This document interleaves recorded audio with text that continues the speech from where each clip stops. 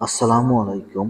এখন আমি আপনাদের সাথে ভিডিওতে যে বিষয় নিয়ে আলোচনা করব সেই বিষয়টি হলো দুধ এবং বাচ্চা বেশি হয় এই ধরনের ছাগল পালন এবং জাত নিয়ে এই ভিডিওতে আলোচনা করা হবে।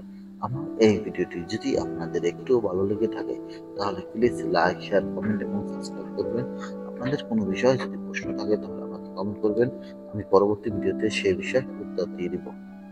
ভিডিওতে যে ছাগলটি দেখানো হয়েছে এই ছাগলটির জাত এবং গুণ নিয়েই এই ভিডিওতে আলোচনা করা হবে এবং আপনি যদি নতুন খামারি হয়ে থাকেন তাহলে এই ধরনের যদি ছাগল পালন করতে পারেন তাহলে লাভবান হতে পারেন। এবং আপনি যদি এই ধরনের ছাগল না পালন করে থাকেন বা নাগা জাতের ছাগল যদি পালন করে থাকেন তাহলে আপনার খামার করে লস হবে।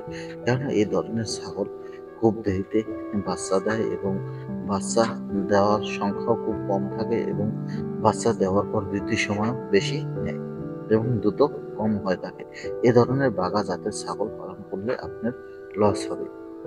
আপনি সবসময় ছাগল কেনার আগে যে বিষয়গুলো খেয়াল করবেন সেই বিষয়গুলো হলো ছাগলের বান বড় রয়েছে কিনা বা ওলানটা বড় আছে কিনা এই বিষয়ের উপরে খেয়াল রাখবেন। কেননা ছোট ওলান বা ওলান শক্ত থাকলে বা যে ওলান খুব চিনা থাকে এই ধরনের ছাগলের দুধ কম হয়। এজন্য আপনারা ওলানের পাট যাতে মোটা হয় এরকম দেখে কিনবেন এবং পাট দুটোই সমান, একটা ছোট বড় যাতে না থাকে।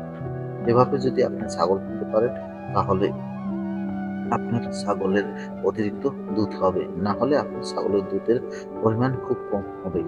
এবং ছাগলের সবসময় মনে রাখবেন ছাগলের বাচ্চা যাতে 2 থেকে 3টি হয় এরকম জাত নির্বাচন করবেন। এবং যে ছাগলের কান মোটা থাকে এবং ওলান বড় থাকে এ ধরনের ছাগল বেশি বাচ্চা দিয়ে থাকে। সবসময় মনে রাখবেন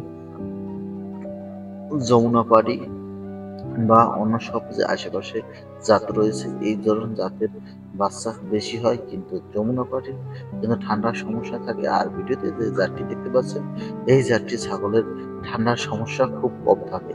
কেননা এই ধরনের জাতের ছাগল যদি পালন করে থাকেন তাহলে বেশি লাভবান হতে পারবেন। আমার এই ভিডিওটি ভালো লাগলে প্লিজ লাইক, শেয়ার, কমেন্ট